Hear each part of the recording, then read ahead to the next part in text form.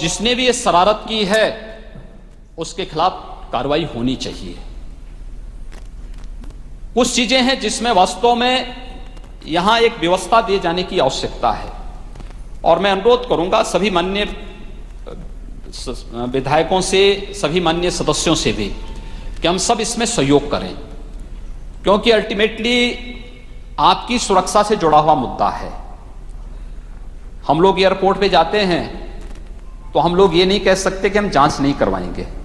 हम लोग उस सुरक्षा तंत्र से होकर के हमें जाना पड़ता है, हमें गुजरना पड़ता है। और अगर विधान भवन के अंदर हम लोग आ रहे हैं तो हमें सुरक्षा जांच करने में कोई संकोच नहीं होना चाहिए, बशर्ते वह हम लोगों की सुरक्षा के लिए जुड़ा हुआ है। जिस विधानसभा में हम लोगों को पब्लिक से जुड़ी हुई समस्याओं पर चर्चा करनी चाहिए, विकास के मुद्दों पर चर्चा करनी चाहिए, आज वहां पर हमें स्वयं की सुरक्षा पर लग रहे सेंध के बारे में चर्चा करने के लिए मजबूर होकर के खड़ा होना पड़ रहा है। लेकिन इस सेंध लगाने वाले लोग कौन हैं? ऐसे लोग एक्सपोज किए जाने चाहिए।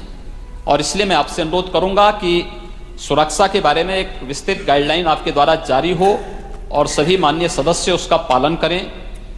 और दूसरा, इस पूरे प्रकरण को हम एनआईए को सौंपें, एनआईए इसकी जांच जरूर करें और ये तथ्य सामने आने चाहिए कि जो भी इस मामले में दोषी हो, कोई भी हो, उसके खिलाफ बहुत सख्त कार्रवाई होनी चाहिए। इस चेयर के द्वारा इस प्रकार के डायरेक्शन जारी होने चाहिए।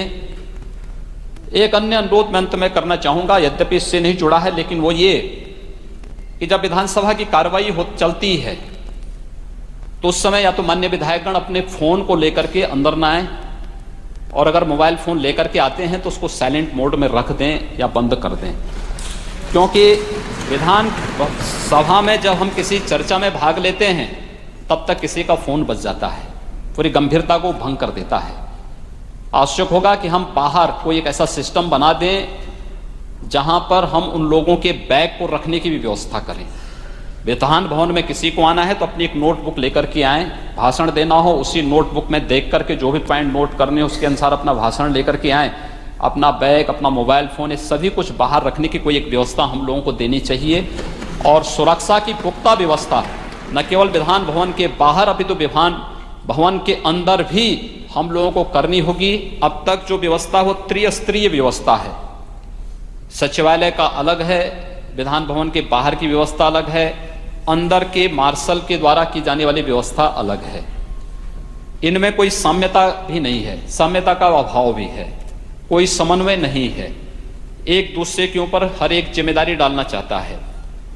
हम लोगों के पास कोई व्यवस्था इस प्रकार की नहीं है कि अगर कोई दुर्भाग्य से कोई आतंकी हमला हो जाए तो हम लोगों के पास कोई ऐसा क्विक रिस्पांस टीम नहीं है कि वो तत्काल उसका मुकाबला कर सके। आश्चर्य होता है, देश के सबसे बड़ी विधानसभा के बावजूद हम लोग सुरक्षा के प्रति कितने लापरवाह हैं कि हम लोगों ने इसको कभी गंभीरता से ही नहीं लिया है। ये क्यूआरटी तो बहुत पहले तैनात हो जानी चाहिए थी, नहीं भी हो तो भी हम लोगों को इस पर एक कहीं ना कहीं हम लोगों को इसके बारे में कि ये तो आवश्यक सावधानी है, पहले की सावधानी हम लोगों को बरतनी चाहिए। इसके बारे में, क्यूआरटी के बारे में हर गेट पर हो।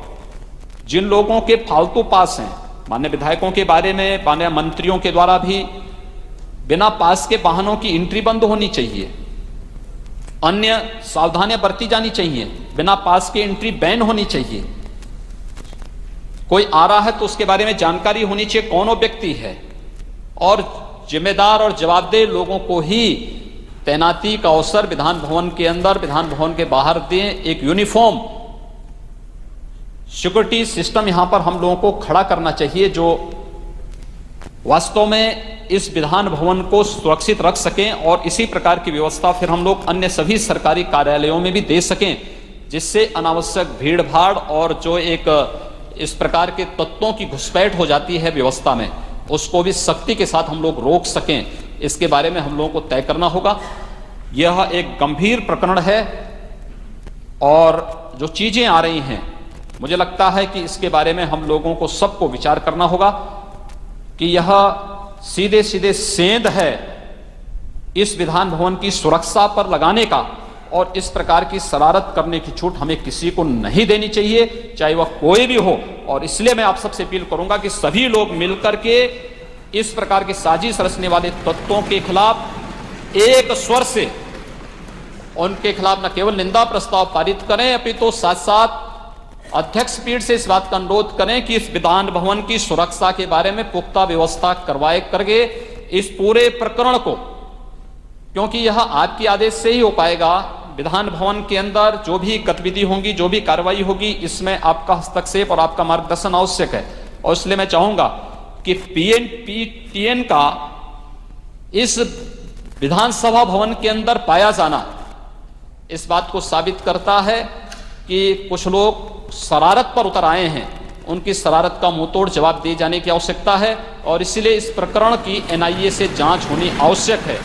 एनआईए से इसकी जांच करवा करके ऐसे तत्वों को बेनकाब किए जाने की आवश्यकता है। मुझे यही आपसे अनुरोध करना था। ये प्रकरण मुझे लगता है 12 तारीख को मॉर्निंग में ये सब चीजें पाई गई, कल शाम तक ये सारी चीजें सामने आ गई हैं, और इसलिए मुझे आज आपके सामने वक्तव्य रखना था। इस पर आपका जो भी मार्गदर्शन हो, मुझे लगता है कि पूरे सदन की इसमें सहमति मिले, ये मैं आप सबसे भी अपील करूंगा। धन्यवाद।